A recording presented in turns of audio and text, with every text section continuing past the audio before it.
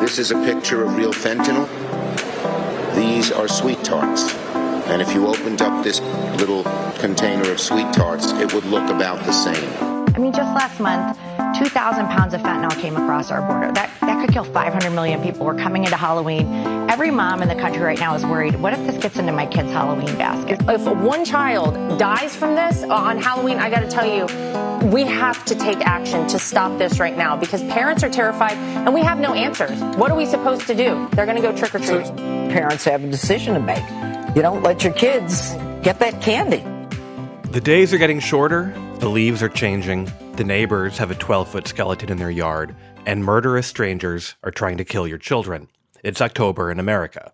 For decades, stories have spread on schoolyards, in living rooms, and on local news about poisoned Halloween treats. This year's version of the threat, according to the Drug Enforcement Administration and politicians like Ronna McDaniel, is so-called rainbow fentanyl. Fentanyl is a real and deadly problem, but is it more likely to end up in a trick-or-treat bucket just because it's now candy-colored? This week on the show, we're asking why these scary stories about threats to innocent children come up every year.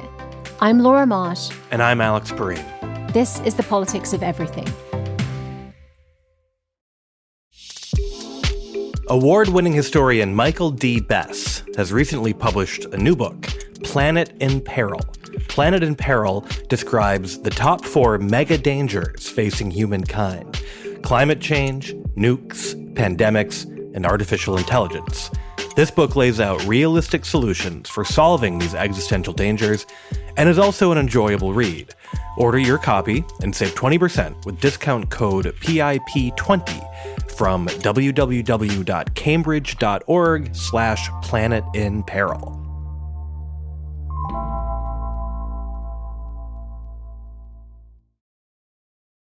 In October, authorities seized 15,000 brightly colored fentanyl pills in a Lego box, apparently destined for distribution in New York City. The seizure came in the middle of a wave of media stories about the dangers to children of so-called rainbow fentanyl. We're joined now by Zachary Siegel, who writes about drug policy and the criminal justice system, to talk about what these seizures mean. Zach, thank you for joining us today.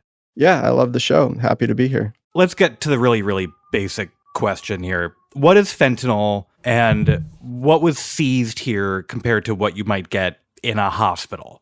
Most simply, it is a synthetic opioid, which means unlike other opioids such as morphine or heroin or oxycodone, fentanyl doesn't require any raw organic compounds that are found in the poppy plant. All you need to manufacture fentanyl are the right chemical precursors. And then so there's that distinction between what's found on the street versus the hospital. And the big difference there is that in the hospital, you're getting pharmaceutical grade, FDA approved fentanyl. This is a legal regulated substance.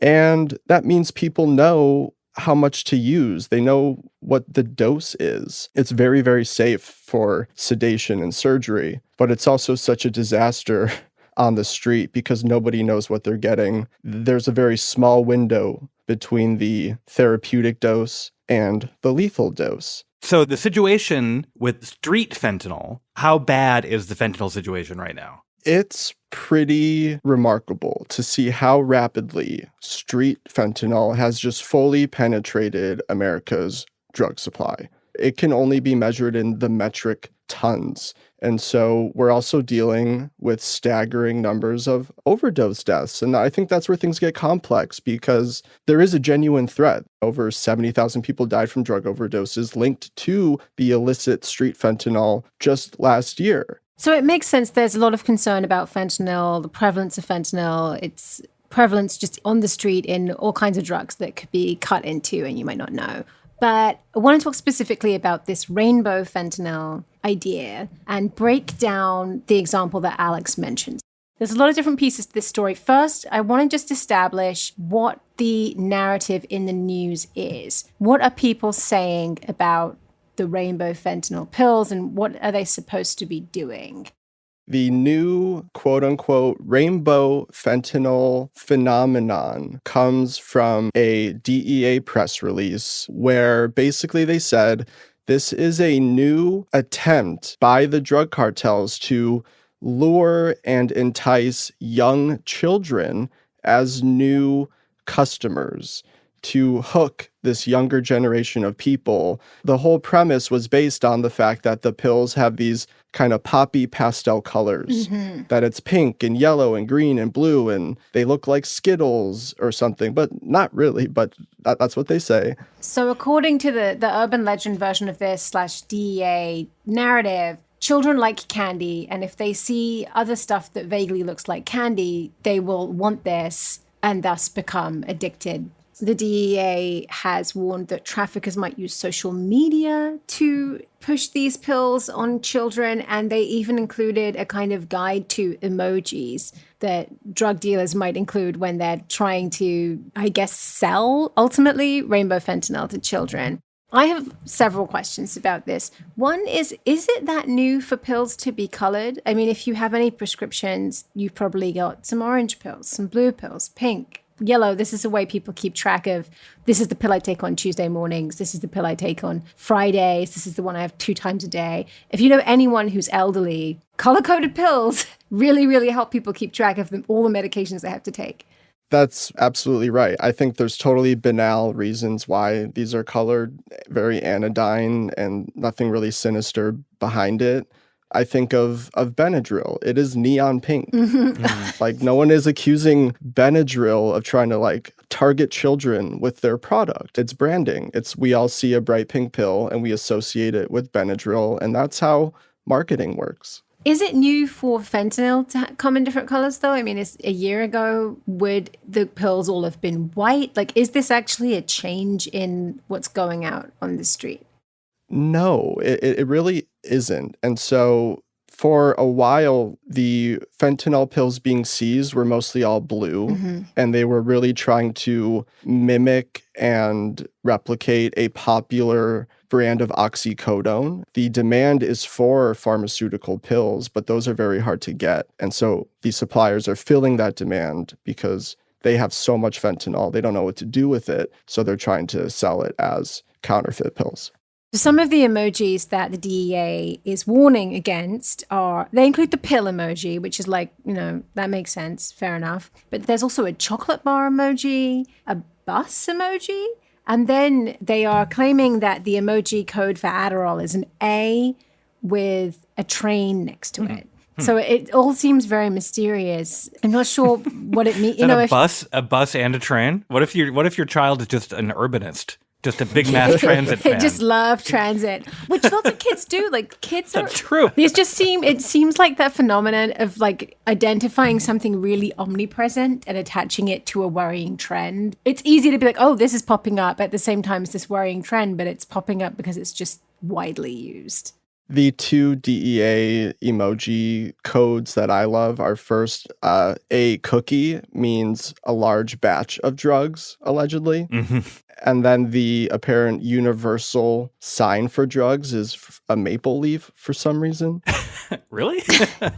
That, according to the DEA's emoji decoded, yes. Sure, yeah. I just like the idea that the emojis hold the key to solving this enormous problem. If we can just figure out what emojis people are using, that will shut this whole thing down. Well, that's why it's such a classic drug war story here, though, because we're talking about a story that was essentially the result of a DEA press release that tries to simplify this issue. But what you were describing is basically, the rise of fentanyl as a result of it being harder to get oxycodone. And it's harder to get oxycodone because that was the previous drug that we waged war on, only for fentanyl to take its place. Exactly. We're playing whack-a-mole here. So in the 90s, it was the Kurt Cobain years, and it was just plain old heroin. And then in the early 2000s, it was oxycodone, and we get the Purdue Pharma scandal. And then as soon as the FDA started to make oxycodone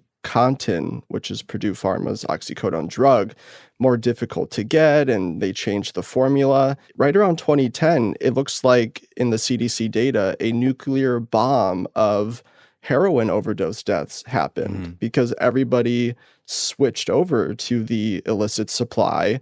And then heroin had its time for only a couple years before we really started to see illicit fentanyl basically supplant the heroin market. And so that's where we're at now, where every drug that kind of comes along in this game is just deadlier and more potent than the last. And just to be really clear, the drug dealing business, I mean, it's a business, and you don't typically give your supply away to children. For free. For free. It would clarify. One wouldn't usually do that if one was, for example, in the business of selling drugs. It's just kind of like we're all laughing because if you think about it for more than 5 seconds, it literally crumbles. Like it falls apart and we can't even grab onto any substance here because it just frankly doesn't make any sense. I want to unpick one more piece of the example Alex gave of the fentanyl that was seized in the Lego shipment. People who are raising concerns about this would point to the fact this was found in Lego as a kind of smoking gun that suggests, see, this really was something that was aimed at children. It came in with toys. I mean, it's just so perfect as a story, on cable news, on local news. Yeah. So if the drugs are found in a Lego box, what does that mean?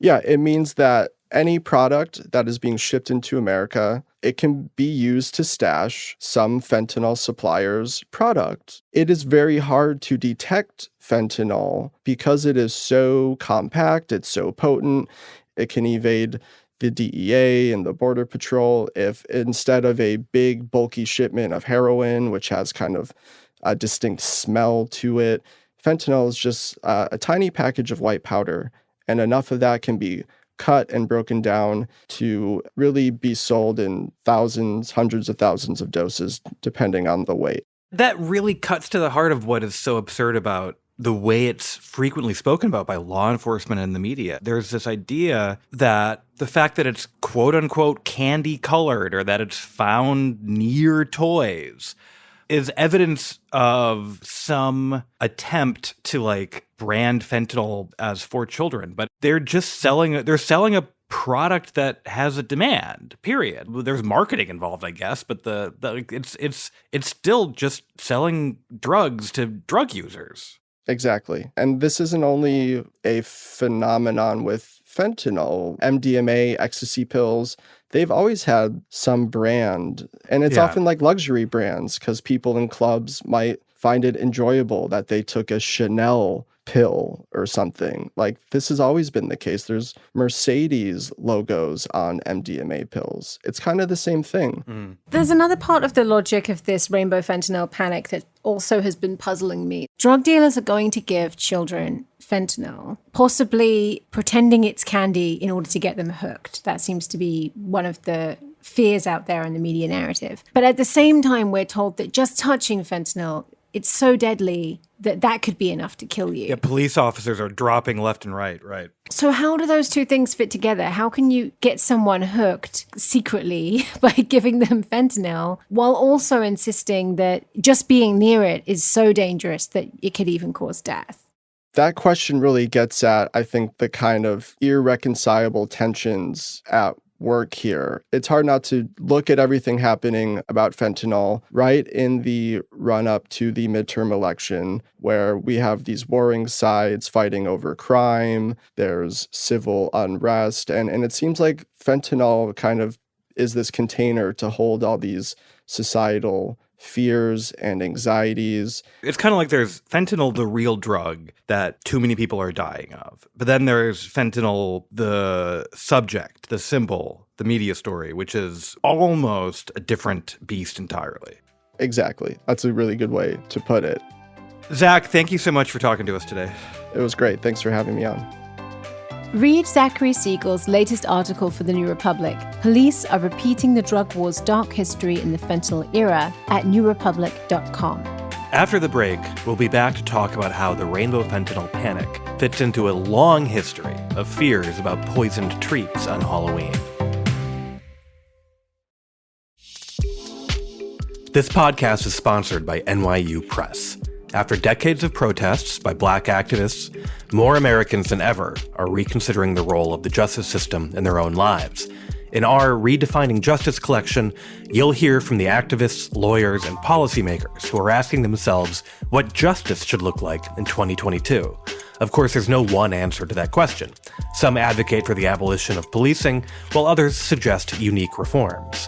In The Plea of Innocence, Tim Bakken proposes a radical rehaul of our adversarial legal system, which would help keep innocent people out of prison.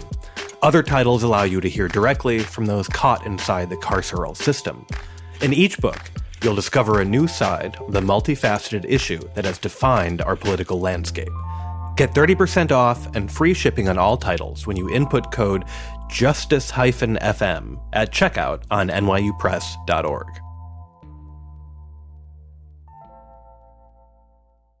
No one would blame you for feeling like it's a pretty shaky time for America. On the new podcast, How to Save a Country, you'll meet the thinkers, doers, and organizers working to make the U.S. a more democratic and more just place. I'm Felicia Wong of the Roosevelt Institute.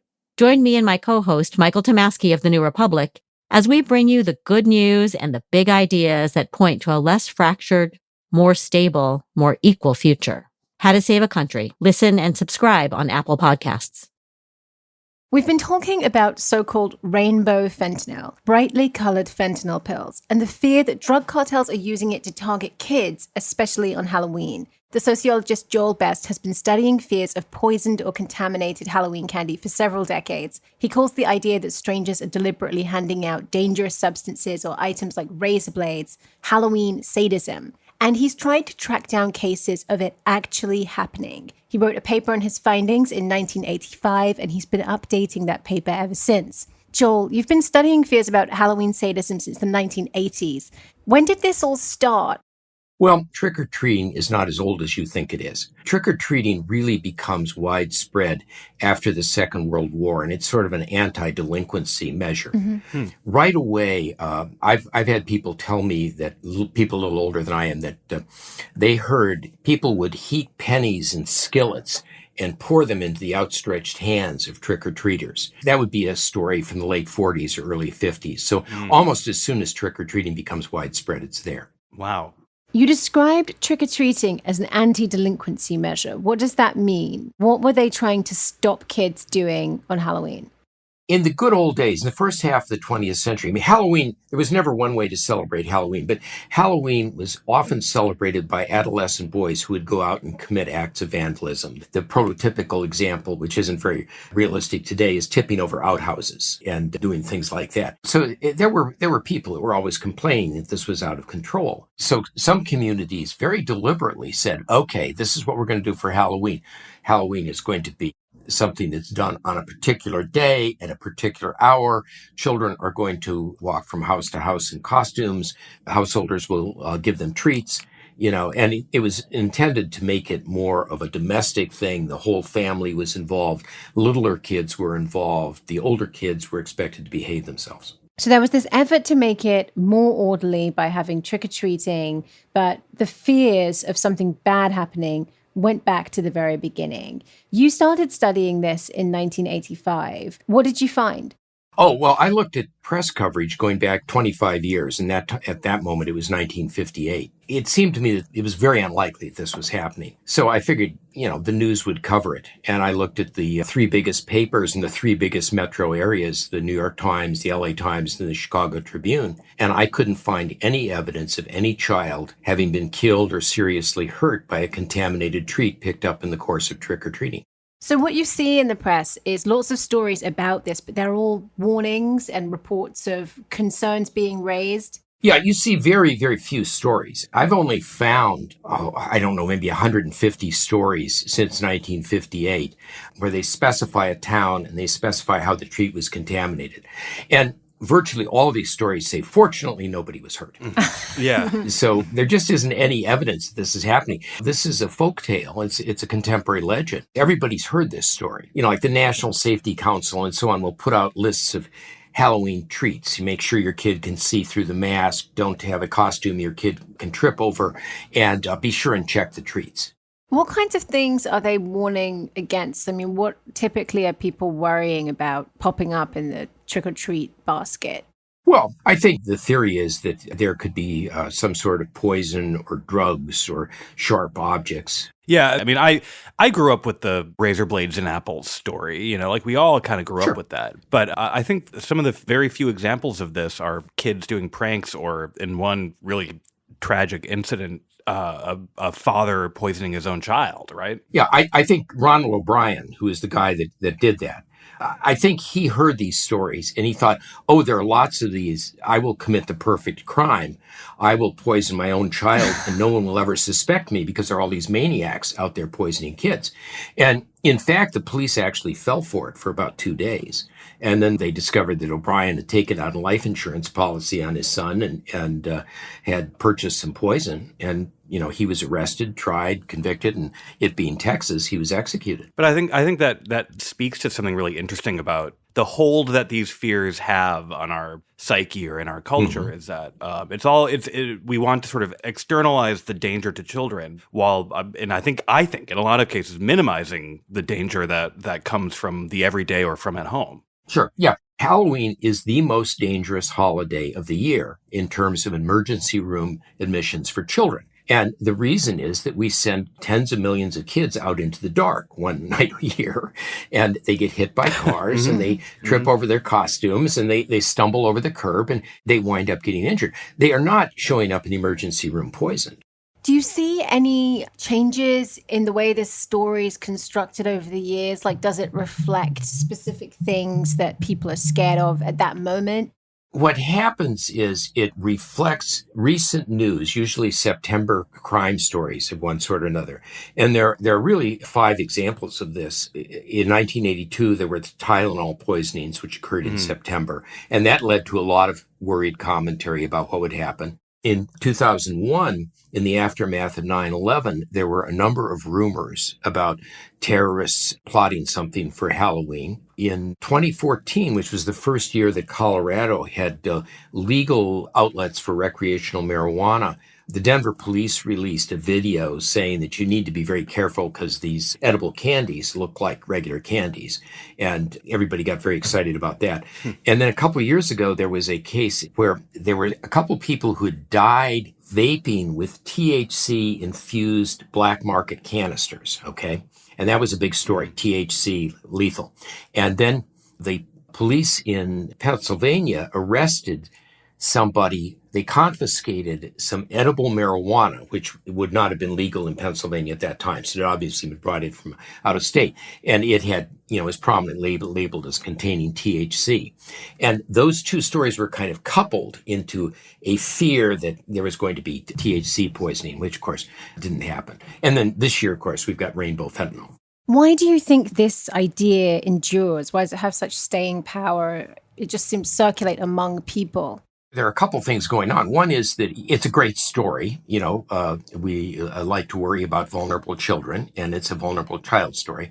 The other thing is, I think it's the best thing in the world that you can possibly worry about. There is somebody in your neighborhood who is so crazy, they will poison little children at random. But they are so tightly wrapped, they only do this one night a year.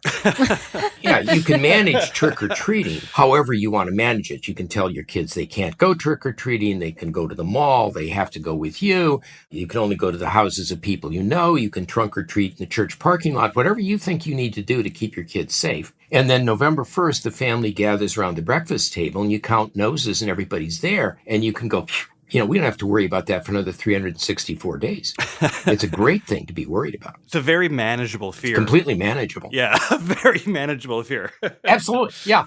Yeah, it's kind of the difference between things that are spooky and things that are scary. Something that's spooky is this sort of like fear of something that isn't really going to happen. And what's scary is like your kid getting hit by a car when they cross the street. Right. Which really could happen. And there's nothing you can do to stop it. Right. And, the whole point of Halloween, of course, is that it's supposed to be spooky. And most of us have stopped believing in ghosts and goblins, but we believe in criminals. And so we've just transformed the old Halloween threat into a more modern, more plausible version that gives us a little thrill as we go around risking our lives picking up treats.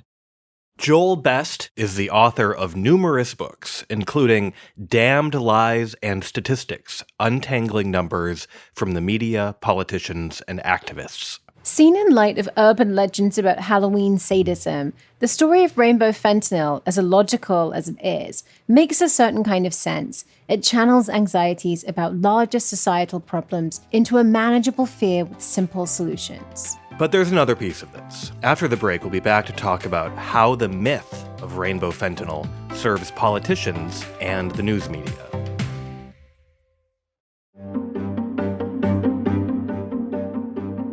So many news networks, but which one to trust? Journalist Anthony Davis of the 5 Minute News podcast provides a trusted voice among the noise. Published Monday through Friday and featuring only the 3 most important world news stories of the day, the 5 Minute News podcast fills a forgotten sector of the news industry: true news. Factual, verified, and responsible news gathering without the need for embellishment or theatrics. 5 Minute News cuts through the noise of legacy cable and network television while going deeper than traditional radio bulletins. 5 Minute News focuses on inequality, health, and climate issues with the goal of making politics relatable. The podcast offers no opinion and no bias, just the facts. 5 Minute News is published early in the morning, so you can listen while you have breakfast and lets you get on with your day knowing you're fully informed. Subscribe today to the daily newscast that matters at 5minute.news. That's 5minute.news. Free people. Fashion. Unique pieces. Have your own kind of style. Wear more colorful stuff. Black t-shirts. I love creating my own look. Hip, sexy, vintage. How do I top that? It's just like not so cool to look the same all the time. Leather all the way. Comfy, casual. A pair of big old baggy light wash blue jeans. Creativity, inspiration. Free people. Free people. Free people. So I think we've established at this point that international drug cartels are probably not targeting trick-or-treaters with rainbow fentanyl, and that fears about candy-colored pills are part of this long tradition of myths about kids getting poisoned treats on Halloween. So given that this is basically a fantasy, why is the news so obsessed with it? We're talking now with Natalie Shure, a regular contributor to The New Republic, about what politicians and the media get out of these kind of stories. Natalie, hi, thank you for joining us. Thank you so much for having me. I remember, 10 years ago, reading Jack Schafer, the longtime media critic, writing in Slate about parties where kids were putting prescription pills in bowls and trading them around. He couldn't find any documented evidence of it either. Why do these stories persist without anyone ever actually uncovering examples of kids being targeted by these drugs? For one thing, I think that these stories really serve to support the paradigm of the drug war as it's currently being waged. What we do know about people dying of fentanyl is that they are overwhelmingly people who are using fentanyl on purpose to get high and aren't able to dose properly because they don't know what's in it and then tragically die as a result. The solutions to a problem like that are harm reduction. We know that things like needle exchange works. We know that things like overdose prevention sites, safe injection sites work, safe supply initiatives. That is how we curb this epidemic. By pretending as if the victims of the opioid epidemic are kids who are going to be unwittingly poisoned by fentanyl against their will, I think that really is a different paradigm that might start to justify more carceral solutions of the exact type that the DEA has been behind. Carceral solutions, I think, would be a lot more justified if the problem here was that people were psychotically poisoning children that they don't know. That's a really important point. And we're not trying to downplay the scope of the fentanyl crisis and the opioid crisis in the United States, but there's something about the idea of unwitting children as victims that I guess both seems scarier to people, but also suggests, as you say, the answer is punishment, when the actual real victims in real life of this crisis are not people who are being snuck drugs unsuspectingly, but people who are seeking them out. And it's a harder sell to say we should protect them than the quote unquote innocent kids. Well, and protecting those people, which is something that I absolutely think we should do, would lead us to a different set of solutions than the ones that the Drug Enforcement Agency is there to push. There is something very funny about the very agency that is behind all of these carceral measures being the ones that are slinging these stories that I very much hope they know are BS. I think it would be almost worse if they really do think this is happening. That would suggest they're even less effective as opposed to being cynical with propaganda. It's interesting because I think this focus on children being the victims of fentanyl, you're right, it distracts from the people who really are suffering and really are at risk from this supply of drugs. But I wonder if it's also distracting from the things that children are really at risk of. There are a lot of things that cause real harm to children in this country that we are not doing anything about. We have no intention of addressing. It seems like this story is also distracting from a lot of other things we could be talking about the well-being of children in America. I think that you are right that it's not very hard to think of things that actually are harmful to children.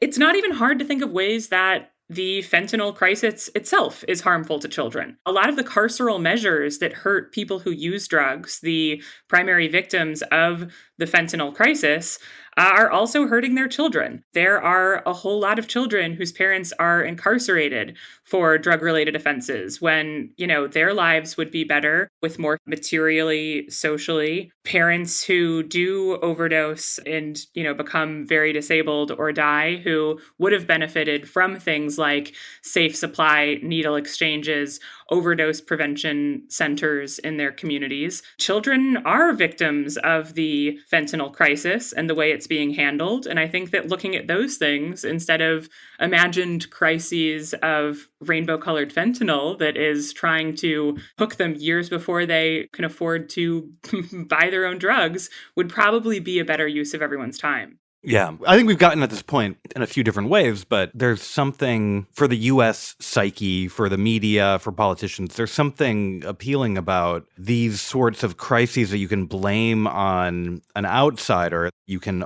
address with punitive measures against villains. That's more appealing than something difficult like, let's solve addiction in the United States, let's actually address the problems that kids face for real. There's something almost comforting about fantasy problems facing children that are, sort of easier to address than the very real things that threaten them.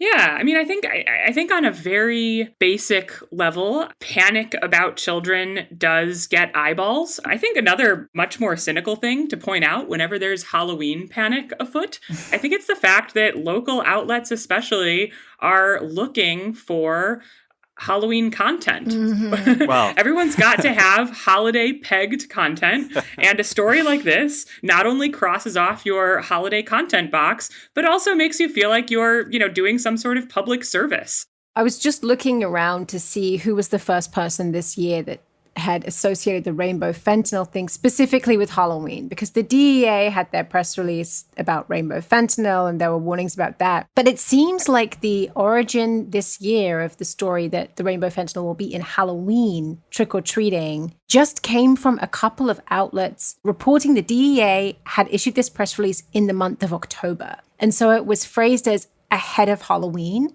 And then there's nothing in the story that's like related to Halloween, nothing from the DEA about Halloween that I've seen. It's like DEA issues warning ahead of Halloween, which literally just means it was like October the 2nd. Yeah, you just get the impression that someone was at a meeting, their monthly meeting, and they said, it's October, let's talk about Halloween stuff. And someone kicked this out there and they nodded and then handed it to their comms person. And, you can't get sued for repeating what the cops tell you or what a politician says in public. And that also means you don't need to confirm it. When the police give you material, that's free material when you're in the media. And it's just sort of easy to say, here's something Chuck Schumer said, here's something the DEA said, or here's something the local police department said. You don't have to do any extra, expensive reporting. You can just be like, here's the thing that authorities said. The interesting thing, too, about this is that it's this rare bipartisan issue where you have Chuck Schumer warning against this specifically, but then you also have Ronna McDaniel, the head of the RNC, saying almost exactly the same thing. And it's like this rare thing they can agree on is the issue that's completely made up. Yeah, the thing that will bring together the two warring sides in American politics is fighting against imaginary problems. And crime, right? And crime, so of course, yeah. Imaginary issues related to crime, you're just going to knock it out of the park in terms of hitting your numbers, getting your constituents excited, making them feel grateful that you are looking out for them and alerting them to various community issues. I think that that is a huge problem. And I think that as much as we've had some willingness to reevaluate mass incarceration and certain aspects of it, I think people are surprisingly uncritical about some of the rhetorical dynamics that eventually lead to those things. Natalie, thank you so much for joining us. Thank you so much for having me. I'm just going to admit to really bad parenting here, but Julius he had a terrible toothache, and we took him to the dentist, and he has a big cavity in one of his molars, and it's literally candy has turned out to be a deadly threat to my child. But there's no danger of fentanyl, so I think Halloween, that's like the threat. The threat is actually the candy for me this year. So if his toothache gets bad enough, rainbow fentanyl might be good solution. Yeah, it might be. I'll try that. Yeah. The Politics of Everything is co-produced by Talkhouse. Emily Cook is our executive producer. Myron Kaplan is our audio editor. If you enjoy The Politics of Everything and you want to support us, one thing you can do is go to wherever you listen to the podcast and rate the show. Every rating and review helps. Thanks for listening. Would you like to hear more from TNR? Every day, our writers and editors work to bring you the reporting and analysis you need to make sense of the world. But we can't do it without you. Please consider subscribing to The New Republic with our special offer at tnr.com/special offer. That's tnr.com/special offer.